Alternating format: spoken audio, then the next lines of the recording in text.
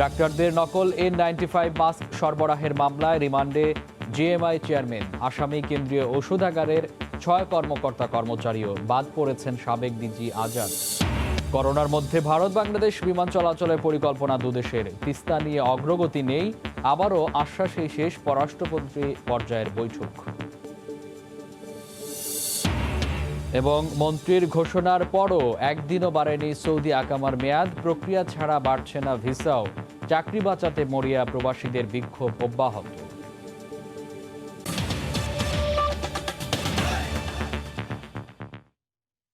দেখছিলেন শিরোনাম। প্রবাসী সময়ের সঙ্গে আছি আমি মামুন আবদুল্লাহ। এদিকে কলেজ ক্যাম্পাসে বিনা প্রয়োজনে জনসাধারণের প্রবেশ নিষিদ্ধ সহ সারা দেশে শিক্ষা প্রতিষ্ঠানের নিরাপত্তা রক্ষায় জরুরি নির্দেশনা দিয়েছে সরকার। সিলেটের এমসি কলেজের হোস্টেলে ধর্ষণের ঘটনার পর হোস্টেল বন্ধ রাখা সহ শিক্ষা প্রতিষ্ঠানের ক্যাম্পাসে নিরাপত্তা রক্ষায় এই নির্দেশনা দেওয়া হলো। প্রতিষ্ঠানের মূল ফটক সহ সব প্রবেশপথে প্রহরী নিয়োজিত রাখতে বলা হয়েছে। মঙ্গলবার শিক্ষা প্রতিষ্ঠান প্রধানদের এই নির্দেশ দেন মাধ্যমিক ও উচ্চ শিক্ষা অধিদপ্তর। কয়েক দফা নির্দেশনার মধ্যে শিক্ষা প্রতিষ্ঠানে ভিজিল্যান্স টিম গঠন, ছাত্রাবাসগুলো বন্ধ রাখা, স্থানীয় প্রশাসনের সহযোগিতায় ক্যাম্পাসে পুলিশি টহল জোরদার করা নির্দেশনা দেওয়া হয়। স্বরাষ্ট্রমন্ত্রী আসাদুজ্জামান খান কামাল বলেছেন, ধর্ষণ হয় না এমন কোনো দেশ কোথাও নেই, কিন্তু বাংলাদেশ ধর্ষণের মতো অপরাধে সম্পৃক্তদের ছাড় দেয় না। মঙ্গলবার বিকেলে প্রধানমন্ত্রীর ৭৪তম জন্মদিন উপলক্ষে ধানমন্ডিতে ঢাকা মহানগর উত্তর আওয়ামী লীগ আয়োজিত এক অনুষ্ঠানে তিনি আরও বলেন, তদন্ত সাপেক্ষে সবার বিচার নিশ্চিত করবে আদালত। ধর্ষণ নেই এমন কোন দেশ নেই, ধর্ষণ হয়। আমাদের দেশের ধর্ষণকারীকে আমরা কিন্তু গ্রেফতার করছি, একের পর এক যেই করছে কাউকে ছাড় দেওয়া হচ্ছে। আমরা ঘৃণা করি তাদেরকে, সারা দেশবাসী তাদেরকে ঘৃণা করে। আমরা নিশ্চয়ই বিশ্বাস করি আমরা যাদেরকে ধরেছি তদন্তের মাধ্যমে তারা যদি দোষী হয়, 6 জনের মধ্যে আমরা 4 জনকে 6 জনই ধরা হয়ে গিয়েছে। তদন্তের মাধ্যমে যদি তারা দোষী প্রমাণিত হয়, বিচার বিভাগ তাদের সর্বোচ্চ শাস্তি, ধর্ষণের জন্য সর্বোচ্চ শাস্তি অবশ্যই দেবে। ডাক্তারদের নকল N95 মাস্ক সরবরাহের মামলায় জিএমআই কর্ণধার আব্দুর রাজ্জাককে গ্রেপ্তার করা হয়েছে। পরে আদালতে তোলা হলে তাকে 5 দিনের রিমান্ড দেওয়া হয়। মামলার বাকি 6 আসামি কেন্দ্রীয় ঔষধাগারের সাবেক উপপরিচালক জাকির হোসেন সহ বিভিন্ন পর্যায়ের কর্মকর্তা কর্মচারী। সার্ভে কমিটি কোনো যাচাই বাছাই না করেই ছাড়পত্র দেয়। এই মামলা থেকেও বাদ পড়েছেন স্বাস্থ্য অধিদপ্তরের সে সময়ের মহাপরিচালক আবুল কালাম আজাদ। করোনা চিকিৎসায় সরবরাহ করা N95 মাস্কের মান নিয়ে হাসপাতালগুলো থেকেই প্রশ্ন ওঠে। সে অভিযোগে বেশ কয়েকজন চিকিৎসক ও হাসপাতাল পরিচালককে বদলিও করে স্বাস্থ্য অধিদপ্তর। সে সময় অধিদপ্তরের মহাপরিচালক ছিলেন ডাক্তার আবুল কালাম আজাদ। মন্ত্রণালয়, অধিদপ্তর ও কেন্দ্রীয় ঔষধাগারের বিভিন্ন পর্যায়ের কর্মকর্তা কর্মচারীদের যোগসাজশে নকল N95 মাস্ক সহ সুরক্ষা সামগ্রীর ভুয়া আমদানি দেখিয়ে চড়া দামে সরবরাহের অভিযোগে আবুল কালাম আজাদ, সিএমএসডির বিভিন্ন পদের কর্মকর্তা কর্মচারী এবং জেএমআই তমা কনস্ট্রাকশন এলান কর্পোরেশন সহ 5 ঠিকাদার প্রতিষ্ঠানকে জিজ্ঞাসাবাদ করে দুর্নীতি দমন কমিশন। প্রায় 2 মাস ধরে তথ্য প্রমাণ সংগ্রহের পর জেএমআই এর কর্ণধার আব্দুর রাজ্জাক, সিএমএসডি সাবেক উপপরিচালক জাকির হোসেন সহ 7 জনকে আসামি করে মামলা করে দুর্নীতি দমন কমিশন। তবে নাম নেই বাকি 4 ঠিকাদার প্রতিষ্ঠান ও স্বাস্থ্যের সে সময়ের ডিজি আজাদের। উক্ত নকল N95 মাস্ক 10টি প্রতিষ্ঠানে বিতরণ করে স্বাস্থ্যসেবায় নিয়োজিত ডাক্তার, নার্স ও অন্যান্যদের মৃত্যুর ঝুঁকির মুখে ঠেলে দেওয়া হয়। যে সমস্ত কর্মকর্তাদের বিরুদ্ধে মামলা রুজু করা হয়েছে তাদের সকলের সম্পদের ইনকোয়ারি করা হবে। সার্ভে কমিটির কোনো যাচাই বাছাই ছাড়াই মাস্ক সহ সুরক্ষা সামগ্রীর ছাড়পত্র দিয়েছে বলেও অভিযোগ করেন তিনি। নিয়ম অনুযায়ী সার্ভে কমিটির মাধ্যমে যাচাই না করেই বর্ণিত ব্যক্তিগণ পরস্পর যোগসাজশে ক্ষমতার অপব্যবহার করে নিজেরা লাভবান হয়ে কিংবা সরবরাহকারীকে লাভবান করার অসৎ উদ্দেশ্যে উল্লিখিত নকল N95 মাস্ক গ্রহণ করেন। জেএমআই ভুয়া আমদানি দেখিয়ে মুন্সিগঞ্জের নকল N95 মাস্ক তৈরি করে বিভিন্ন সরকারি হাসপাতালে সরবরাহ করে আসছিল। সেলিয়া সুলতানা, সময় সংবাদ, ঢাকা। এদিকে N95 কেলেঙ্কারিতে জড়িতদের দৃষ্টান্তমূলক শাস্তি দাবি করেছেন বিএমএর সাবেক মহাসচিব অধ্যাপক ডাক্তার ইকবাল আরসানাল। চিকিৎসকদের জীবন নিয়ে কেউ যেন ছিনিমিনি খেলতে না পারে সেদিকে সতর্ক দৃষ্টি রাখার আহ্বান জানান তিনি। যে সমস্ত চিহ্নিত এই সমস্ত দুর্বৃত্ত যারা মানুষের জীবন নিয়ে, চিকিৎসকদের জীবন নিয়ে যারা খেলা করছে, তাদের অবশ্যই যে শাস্তি হোক, শুধুমাত্র চিকিৎসা ক্ষেত্রে না, সকল ক্ষেত্রে যে এই সমস্ত দুর্বৃত্ত যারা আছে তাদের বিচারের আওতায় আনা উচিত, তাদের কঠিন শাস্তি দেওয়া উচিত। তা না হলে পরে আমাদের দেশে এই দুর্নীতি, অনাচার, দুর্বৃত্তায়নগুলো প্রাতিষ্ঠানিক আপনার স্বীকৃতি লাভ করে যাচ্ছে। প্রবাসী সময় আরও থাকছে। ট্রাম্প বাইডেনের নির্বাচনী তর্কযুদ্ধ দেখতে মুখিয়ে যুক্তরাষ্ট্র। কথার লড়াইয়ে একে অপরকে ধরাশায়ী করতে প্রস্তুত প্রতিদ্বন্দ্বী দুই প্রেসিডেন্ট প্রার্থী। করোনা মহামারীর কারণে স্বল্পোন্নতের তালিকায় উঠে আসা দেশগুলোর জন্য 2030 সাল পর্যন্ত নতুন আন্তর্জাতিক সহায়তার ব্যবস্থা রাখার উপর গুরুত্ব দিয়েছেন প্রধানমন্ত্রী শেখ হাসিনা। মঙ্গলবার সন্ধ্যায় জাতিসংঘের উচ্চ পর্যায়ের ভার্চুয়াল বৈঠকে এই কথা বলেন তিনি। মহামারী মোকাবেলায় সমন্বিত রোডম্যাপ জরুরি উল্লেখ করে 6টি প্রস্তাবও দেন প্রধানমন্ত্রী Sheikh Hasina. We need a well-coordinated roadmap to face COVID-19 crisis. The 2030 Agenda, the Paris Agreement, and the Addis Ababa Action Agenda can be our blueprint to overcome this crisis. There must be new international support measures for the graduating LDCs to prevent any possible slide back due to the pandemic at least till 2030. স্বাস্থ্য অধিদপ্তরের হিসেবে corona আক্রান্ত হয়ে দেশে একদিনে 26 জন মারা গেছেন। নতুন শনাক্ত হয়েছেন 1488 জন রোগী। এ নিয়ে দেশে মোট রোগীর সংখ্যা 3,62,043 জন।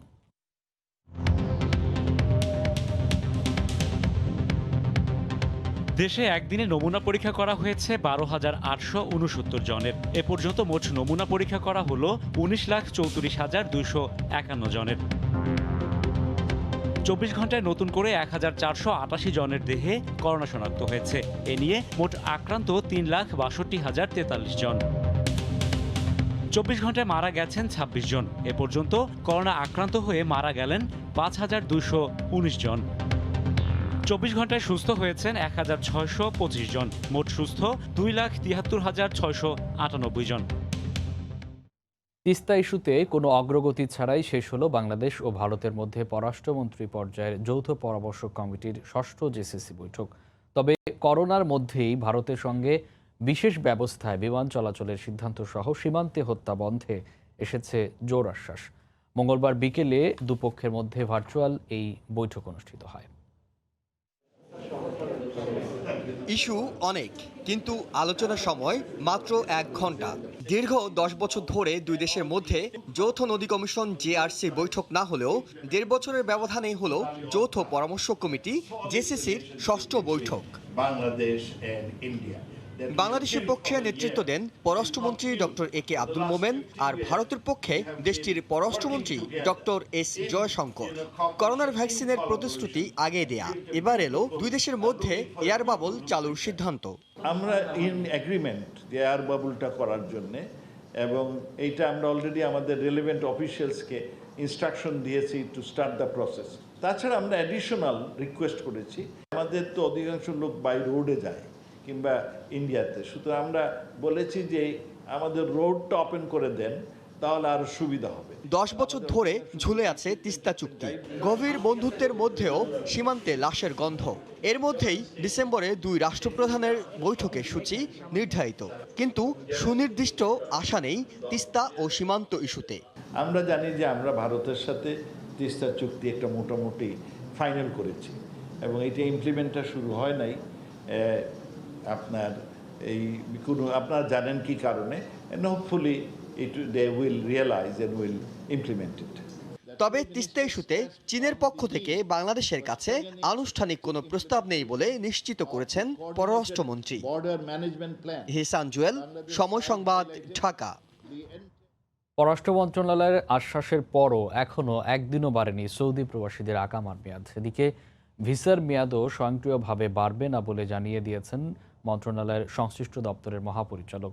চাকরি বাঁচাতে মরিয়া প্রবাসীরা মঙ্গলবারও মন্ত্রণালয় ও কারওয়ান বাজারে বিক্ষোভ করেছেন।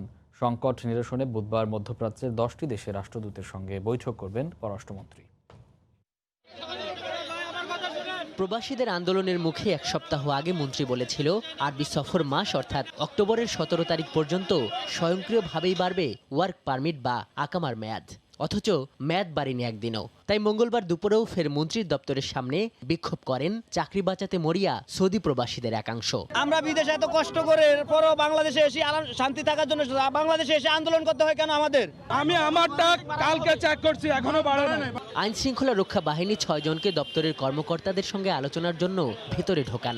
8 ঘন্টার বৈঠকে আকামা ভিসার মেয়াদ বাড়ানো আর টিকিটের সহজ প্রাপ্তির দাবি জানান তারা। ভিসার মেয়াদ তো অটো বাড়ার কোনো সুযোগ নেই, কারণ আপনার ইমিগ্রেশন সিস্টেমেই তো ওইটা ভিসা এক্সপায়ার দেখাবে। সুতরাং ইমিগ্রেশন সিস্টেম যদি না নেয় তাহলে তো মানুষ ঢুকতে পারবে না সৌদি আরবে। সফর মাসের শেষ দিন পর্যন্ত অটোমেটিক্যালি তাদের ইকামার মেয়াদ বেড়ে গেছে। সুতরাং এখানে নতুন করে চাওয়া পাওয়ার কিছু নাই, ওদের দাবি তো দুইটা, যাতে তারা ফেরত যেতে পারে।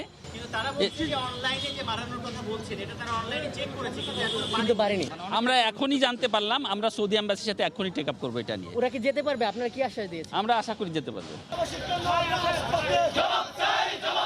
এদিকে কাউরান বাজারে টোকেন ও টিকিটের দাবিতে মঙ্গলবারও বিক্ষোভ করেন সৌদি প্রবাসীরা। দফায় দফায় সড়ক অবরোধে সৃষ্টি হয় যানজটের। কোনো সিরিয়াল নাই, মেনটেন করছে না, টোকেন নাই। আমি যারা আসছে 10,000 টাকা ধার করে নিয়া, তাও আমার এখন শেষ। আমি আগামী দিন কিভাবে চলবো? দেশে যখন আসছি তখন থেকে তো কাজ করি না, কিছু না, এইভাবেই চলতে হয়েছে 6-7 মাস। আপনি আরো 1 সপ্তাহ পরে আসেন, কালকে দিন আছে সময়, 1 সপ্তাহ পরে আসি আর কি করবো। এদিকে কাজে ফিরতে যেতে চাওয়া প্রবাসীরা ভিড় করেছেন মতিঝিলের বিমান কার্যালয়েও। আজহার লিমন, সময় সংবাদ, ঢাকা। প্রবাসী সময় আরও থাকছে। কুয়েতের আমির শেখ সাবাহ এর মৃত্যুতে 40 দিনের রাষ্ট্রীয় শোক, 3 দিনের সরকারি ছুটি। নতুন আমির ক্রাউন প্রিন্স শেখ নওয়াফ আল আহমদ। প্রেসিডেন্ট ট্রাম্প ডেমোক্র্যাট প্রার্থী বাইডেনের নির্বাচনী তর্কযুদ্ধ দেখতে মুখিয়ে আছেন যুক্তরাষ্ট্রসহ পুরো বিশ্ববাসী। বাংলাদেশ সময় বুধবার সকালে যুক্তরাষ্ট্রের ওহাইওর ক্লিভল্যান্ডে প্রেসিডেন্ট ডোনাল্ড ট্রাম্প ও তার প্রধান প্রতিদ্বন্দ্বী জো বাইডেনের মধ্যে প্রথম নির্বাচনী বিতর্ক হবে। ট্রাম্পের আয়কর ফাঁকি দেওয়া নিয়ে নিউ ইয়র্ক টাইমসের প্রতিবেদন প্রকাশের একদিন পর এই বিতর্ক হতে যাচ্ছে। এতে প্রতিদ্বন্দ্বী বাইডেনের সঙ্গে ট্রাম্পের তুমুল বিতর্ক হবে বলে ধারণা করা হচ্ছে। যুক্তরাষ্ট্রের ওহাইওর ক্লিভল্যান্ড থেকে আসানুজ্জামান সাকির রিপোর্ট। প্রস্তুত ওহাইওর ক্লিভল্যান্ড শহরের কেইস ওয়েস্টার্ন রিজার্ভ ইউনিভার্সিটির হেলথ এডুকেশন ক্যাম্পাস। এখানেই স্থানীয় সময় মঙ্গলবার রাত 9টায় এবং বাংলাদেশ সময় বুধবার সকাল 7টায় হতে যাচ্ছে প্রথম প্রেসিডেন্সিয়াল বিতর্ক। নির্বাচনী প্রচারণা এবং নিত্য নতুন বিতর্কের মধ্যেই এ বিতর্ক হতে যাচ্ছে। প্রধান প্রতিদ্বন্দ্বী 2 প্রার্থী 90 মিনিটের এ বিতর্কে অংশ নেবেন। প্রেসিডেন্ট ট্রাম্পের আয়কর দাখিল নিয়ে যুক্তরাষ্ট্রের প্রভাবশালী পত্রিকা নিউ ইয়র্ক টাইমসের বোমা ফাটানো খবরের পর এ বিতর্ক বাড়তি উত্তাপ ছড়াবে বলে ধারণা করা হচ্ছে। যদিও যথারীতি আয়কর না দেওয়ার খবরকে ভুয়া আখ্যা দিয়ে তা প্রত্যাখ্যান করেছেন প্রেসিডেন্ট ট্রাম্প। এদিকে বিতর্কের আগে প্রেসিডেন্ট ট্রাম্প জানিয়েছেন স্কুল খোলার প্রক্রিয়া ত্বরান্বিত করতে খুব শিগগিরই র্যাপিড টেস্ট শুরু করা হবে। 100 million rapid point of care tests will be given to states and territories to support efforts to reopen their economies and schools immediately and fast as they can. For example, the support my administration is providing would allow every state to, on a very regular basis, test every teacher who needs it. অন্যদিকে সমানভাবে প্রচারণা চালিয়ে যাচ্ছেন Democrat প্রার্থী Joe Biden. নির্বাচনে battle ground হিসেবে পরিচিত পেনসিলভেনিয়ার জনমত জরিপে ট্রাম্পের চেয়ে স্পষ্টত এগিয়ে আছেন বাইডেন। আগামী 3রা নভেম্বর যুক্তরাষ্ট্রের প্রেসিডেন্ট নির্বাচন হবে। যুক্তরাষ্ট্রের সুপ্রিম কোর্টের বিচারপতি নিয়োগ ও 10 বছর ডোনাল্ড ট্রাম্পের আয়কর না দেওয়ার বিতর্কের মধ্যেই শুরু হতে যাচ্ছে প্রথম নির্বাচনী বিতর্ক। স্বাভাবিকভাবেই বিশ্লেষকরা ধারণা করছেন মঙ্গলবারের প্রথম ডিবেটে এসব বিষয়ে জোরালোভাবে উঠে আসবে, যেখানে বাইডেন এ নিয়ে ডোনাল্ড ট্রাম্পকে ঘায়েল করার চেষ্টা করবেন। আর প্রেসিডেন্ট ট্রাম্প এখন এটি কিভাবে সামলাবেন সেটি দেখার বিষয়। হাসানুজ্জামান সাকি, সময় সংবাদ, ক্লিভল্যান্ড, ওহাইও। সামাজিক দূরত্ব, মাস্ক ব্যবহার এবং হ্যান্ড স্যানিটাইজার, এই 3টি অভ্যাসই অনেকটা দূরে রাখতে পারে করোনা ভাইরাসকে। আর এ নিয়ে বেশ সচেতন আয়ারল্যান্ডের সরকারি ও বেসরকারি সংস্থাগুলো। স্কুল, কলেজ, অফিস ও ব্যবসা প্রতিষ্ঠানের সামনে সামাজিক দূরত্বের চিহ্ন ও অটোমেটিক ও ম্যানুয়াল হ্যান্ড স্যানিটাইজার রেখে করোনা সংক্রমণ রোধে বেশ এগিয়েছে দেশটি। আয়ারল্যান্ড থেকে সৈয়দ জুয়েলের রিপোর্ট। করোনার শুরু থেকেই সংক্রমণ রোধে নানা পদক্ষেপ নিয়ে প্রায় প্রতিটি দেশই তার সাধ্যমতো চেষ্টা চালিয়ে যাচ্ছে। এদিক থেকে পিছিয়ে নেই আয়ারল্যান্ডও। কয়েক মাস আগেও মানুষ যেখানে অবাধে চলাফেরা করত সেখানে এখন সামাজিক দূরত্বের চিহ্ন। আয়ারল্যান্ডে যেসব পদক্ষেপগুলো নেওয়া হয়েছে তার মধ্যে হ্যান্ড স্যানিটাইজার বাধ্যতামূলক করা হয়েছে প্রত্যেকটাই ব্যবসা প্রতিষ্ঠান, স্কুল, কলেজ এবং আমাদের অফিসগুলোতে। আর বিভিন্ন ধরনের সাইন দেওয়া হয়েছে যেগুলোর মাধ্যমে সোশ্যাল ডিস্টেন্সিংও বজায় রাখার চেষ্টা করছে লোকজন। দোকান, অফিস, ব্যবসা, শিক্ষা প্রতিষ্ঠানও এসেছে পরিবর্তনের হাওয়া। হ্যান্ড স্যানিটাইজার, মাস্ক ব্যবহারে এসেছে কঠিন নিয়ম। এতে আয়ারল্যান্ডে কমেছে করোনায় মৃত্যুর হার। সরকারি, বেসরকারি ও ব্যক্তি উদ্যোগে করোনা সংক্রমণ রোধে এ সকল উদ্যোগে স্বস্তিতে প্রবাসী বাংলাদেশিরাও। সকলে মিলে এই নিয়মগুলো মেনে চললে সংক্রমণ রোধ অনেকটাই সম্ভব হবে বলে মনে করছেন তারা। আয়ারল্যান্ড থেকে সৈয়দ জুয়েল, সময় সংবাদ। যুক্তরাষ্ট্রের ক্যালিফোর্নিয়ায় প্রধানমন্ত্রী ও আওয়ামী লীগ সভাপতি শেখ হাসিনার ৭৪তম জন্মদিন উদযাপন করেছে সেন্ট যুবলীগ। এ উপলক্ষে লস অ্যাঞ্জেলেসে আলোচনা সভা অনুষ্ঠিত হয়। এতে প্রধান অতিথি ছিলেন যুক্তরাষ্ট্র আওয়ামী লীগ ক্যালিফোর্নিয়া শাখার সভাপতি তৌফিক সুলেমান খান তুহিন। প্রধান বক্তা হিসেবে ছিলেন সংগঠনের উপদেষ্টা হাসান রেজা খান। সংগঠনের সভাপতি সুবর্ণ নন্দী তাপসের সভাপতিত্বে অন্যান্যদের মধ্যে বক্তব্য রাখেন সাধারণ সম্পাদক শ্যামল মজুমদার সহ অনেকে। সংগ্রামী আহ্বায়ক তারিকুল হায়দার চৌধুরী ৭৪তম জন্মদিন, আমাদের এই ৭৪ মাননীয় প্রধানমন্ত্রী জননেত্রী শেখ হাসিনার ৭৪তম জন্মদিনে আমরা। এদিকে প্রধানমন্ত্রী ও আওয়ামী লীগ সভাপতি শেখ হাসিনার ৭৪তম জন্মদিন উদযাপন করেছেন কাতার আওয়ামী লীগ। এই উপলক্ষে কাতারের রাজধানী দোহায় আলোচনা সভা ও দোয়া মাহফিল অনুষ্ঠিত হয়। সংগঠনের সভাপতি শফিকুল কাদেরের সভাপতিত্বে ও সাংগঠনিক সম্পাদক রাজীবের পরিচালনায় অনুষ্ঠানে বক্তব্য দেন সাধারণ সম্পাদক ইঞ্জিনিয়ার আবু রায়হান, প্রধান উপদেষ্টা বীর মুক্তিযোদ্ধা ওমর ফারুক চৌধুরী, সিনিয়র সহ সভাপতি আবুল কাশেম সহ আরও অনেকে। অনুষ্ঠান শেষে প্রধানমন্ত্রীর দীর্ঘায়ু ও সুস্বাস্থ্য কামনা করে বিশেষ দোয়া করা হয়।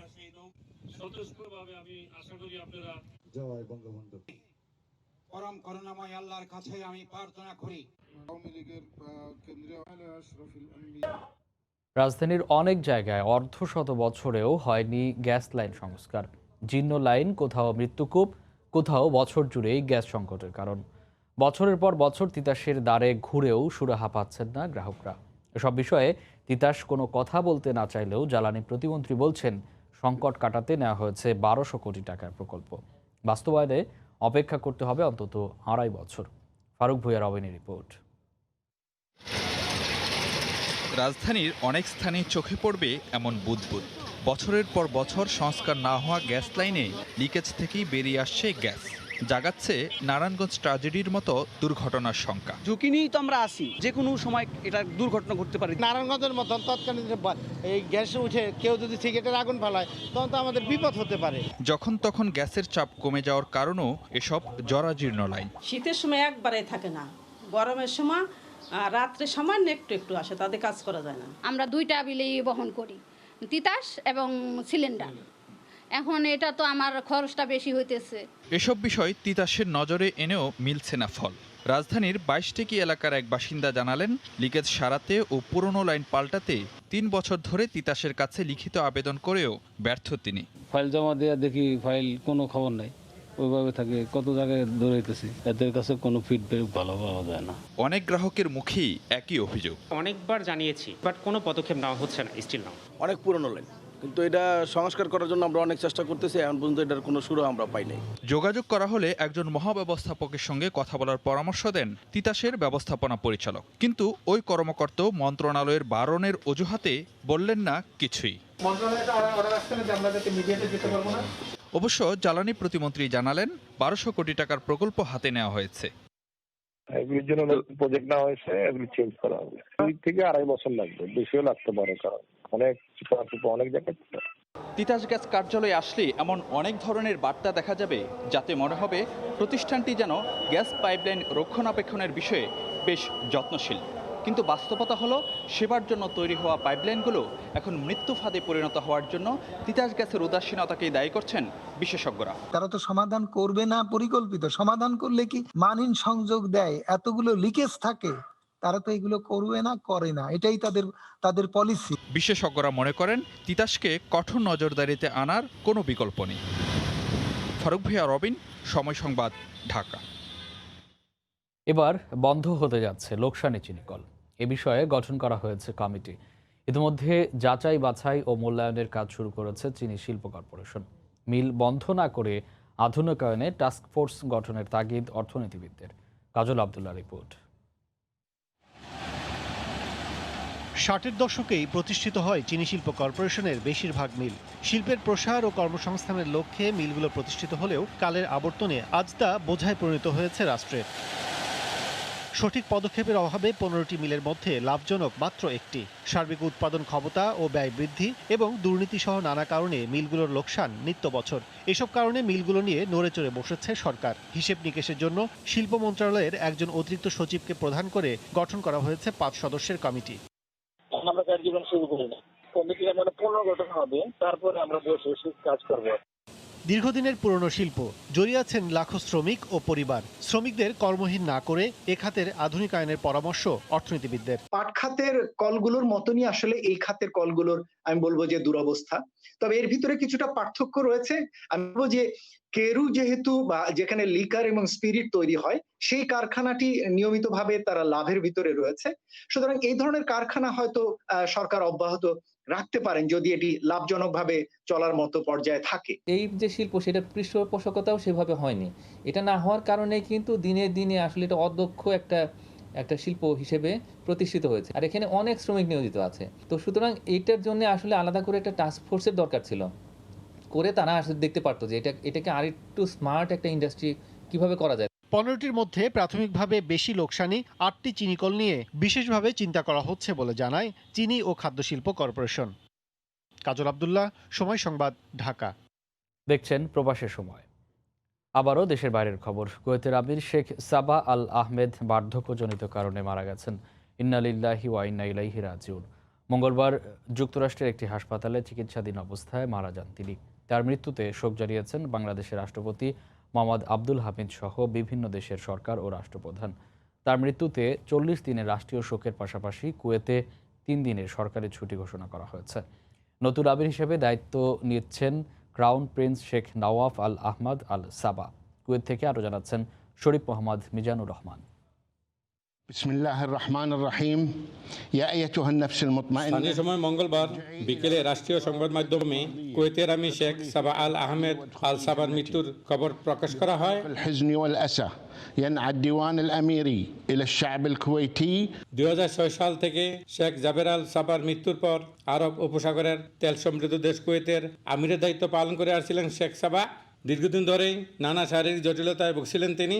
সর্বশেষ চলতি বছরের জুলাই মাসে শারীরিক জটিলতার কারণে চিকিৎসা নিতে যুক্তরাষ্ট্র পাড়ি জমান শেখ সাবা। তার অবর্তমানে রাষ্ট্রীয় দায়িত্বের ভার পালন করেন তার ভাই যুবরাজ শেখ নওয়াফ আল আহমেদ আল সাবা। শরীফ মোহাম্মদ মিজানুর রহমান, সময় সংবাদ, কুয়েত। ইউরোপের দেশ স্লোভেনিয়ায় বাংলাদেশি সহ শতাধিক অভিবাসীকে আটক করেছে দেশটির পুলিশ।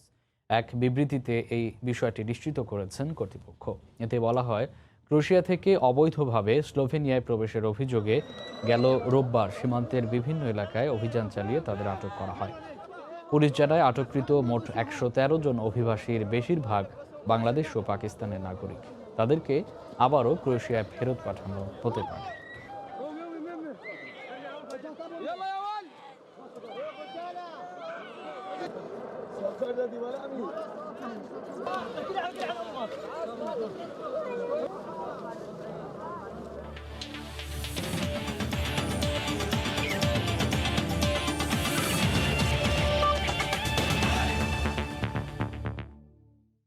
কোয়ারেন্টিন ইস্যুতে বিসিবির নেয়া শ্রীলঙ্কা সফর স্থগিতের সিদ্ধান্তকে ইতিবাচক বলছেন সাবেক ক্রিকেটাররা। তবে তাদের আহ্বান দ্রুততম সময়ের মধ্যে ফেরানো হোক ঘরোয়া ক্রিকেট। সেক্ষেত্রে কর্পোরেট লিগের পাশাপাশি অগ্রাধিকার দেওয়া হোক ঢাকা প্রিমিয়ার লিগকেও। আর আগামী বছর জানুয়ারিতে ক্যারিবিয়ানদের বিপক্ষে টাইগারদের আন্তর্জাতিক ক্রিকেটে ফেরানোর জন্য এখনই বিসিবিকে পরিকল্পনা গ্রহণের পরামর্শ তাদের। যদি কিন্তু দোলাচল শেষ হয়ে গেছে সোমবারই। নানা নাটক আর দফায় দফায় চিঠি চালাচালির ফল হয়েছে শূন্য। অনির্দিষ্টকালের জন্য স্থগিত এফটিপির বাংলাদেশের লঙ্কা সফর। এবছর পাকিস্তান আর জিম্বাবুয়ের বিপক্ষে 3 ফরম্যাটে মোটে 11টি আন্তর্জাতিক ম্যাচ খেলেছে টিম টাইগার্স। লঙ্কা সফর স্থগিত হয় যে সংখ্যাটা যে আর বাড়ছে না সেটা নিশ্চিত। অখণ্ড এই অবসরে বেশ কয়েকটি ঘরোয়া টুর্নামেন্টের পরিকল্পনা বিসিবির। তবে সাবেক ক্রিকেটাররা বলছেন সবার আগে গুরুত্ব দেওয়া হোক ডিপিএলকে। BCB is in the right track. আর ক্রিকেটটা আসলে ফেরানোর জন্য আসলে বিসিবি তাদের সর্বোচ্চ চেষ্টাটাই করে যাচ্ছে। ডিপিএল দিয়ে ঢাকা প্রিমিয়ার লিগ দিয়ে শুরু করা হয়, তাই বাংলাদেশের সকল ক্রিকেট প্লেয়ারদের জন্য উপকৃত হবে এবং বাংলাদেশ ক্রিকেট প্লেয়াররাও উপকৃত হবে। সামনে ব্যস্ত শিডিউল টাইগারদের। সব ঠিক থাকলে পূর্ণাঙ্গ সিরিজ খেলতে আগামী বছরের জানুয়ারিতে আসছে ওয়েস্ট ইন্ডিজ, এরপর কিউই সফর কিংবা টি-20 বিশ্বকাপ। কিন্তু দীর্ঘ বিরতির পর আন্তর্জাতিক ক্রিকেটে মানিয়ে নেওয়াটা হবে চ্যালেঞ্জিং। তাই তো ব্যস্ত মৌসুমকে সামনে রেখে বোর্ডকে এখনই পরিকল্পনা সাজানোর পরামর্শ সাবেকদের। ওয়েস্ট ইন্ডিজের সিরিজটা আছে 10 মাস পরে, আগামী বছর জানুয়ারিতে শুরু হবে। এর আগে যদি একটা বড় টুর্নামেন্ট দিয়ে বাংলাদেশ ক্রিকেট শুরু হয়, আমার মনে হয় বাংলাদেশ ক্রিকেট প্লেয়ারদের জন্য অনেক ভালো হবে। সে সঙ্গে প্রয়োজনে পুলের বাইরে থাকা ক্রিকেটারদের নিয়ে আলাদা কোনো টুর্নামেন্ট করা যেতে পারেও বলে মত সাবেক এই ক্রিকেটারদের। মাহবুব রিমন, সময় সংবাদ, ঢাকা। সন্ধ্যা হলেই প্রতিদিনই কাতারের রাজধানী দোহা আল কার্নিশ সাগরে নৌকা ভ্রমণ ও রাতের সৌন্দর্য উপভোগ করতে ভিড় করেন পর্যটকরা। ক্লান্তি দূর করতে ছুটে আসেন হাজারো প্রবাসী বাংলাদেশি। কাতার প্রতিনিধি আনোয়ার হোসেন মামুনের তথ্য ছবি নিয়ে ডেস্ক রিপোর্ট। মাথাপিছু আয়ে মধ্যপ্রাচ্যের সবচেয়ে ধনী দেশ কাতারের রাজধানী দোহার অন্যতম পর্যটন এরিয়া কার্নিশ সমুদ্র সৈকত। নৌকা ভ্রমণ ও রাতের সৌন্দর্য উপভোগ করতে প্রতিদিনই সন্ধ্যা হলেই এখানে ছুটে আসেন প্রবাসী বাংলাদেশি সহ হাজারো অভিবাসী। বাংলাদেশের ইতিহাস ঐতিহ্যের সাথে জায়গাটির মিল রয়েছে বলে মনে করেন নৌকা ভ্রমণ করতে আসা প্রবাসীরা। কাতারের মধ্যে কর্নিশ একটা সৌন্দর্য একটা জায়গা, যেটাতে প্রচুর বাঙালি প্রতিদিন এসে ভিড় করে সৌন্দর্য উপভোগ করার জন্য। করোনা একটু স্বাভাবিক হয়েছে, তার জন্য আমরা সবাই মিলে বন্ধু বান্ধব মিলে সিনিয়র ভাই ব্রাদার মিলে নৌকা ভ্রমণে এসেছি। কাতারের সৌন্দর্য স্থানগুলোর মধ্যে কর্নিশ একটি সৌন্দর্য স্থান।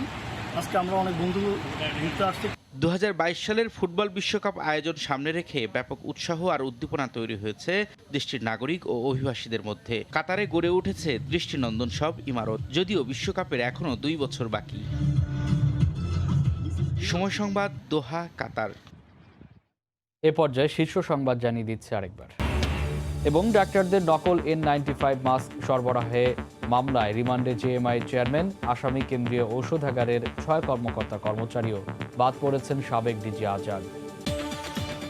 এই ছিল প্রবাসের সময়। সঙ্গে থাকুন সময়।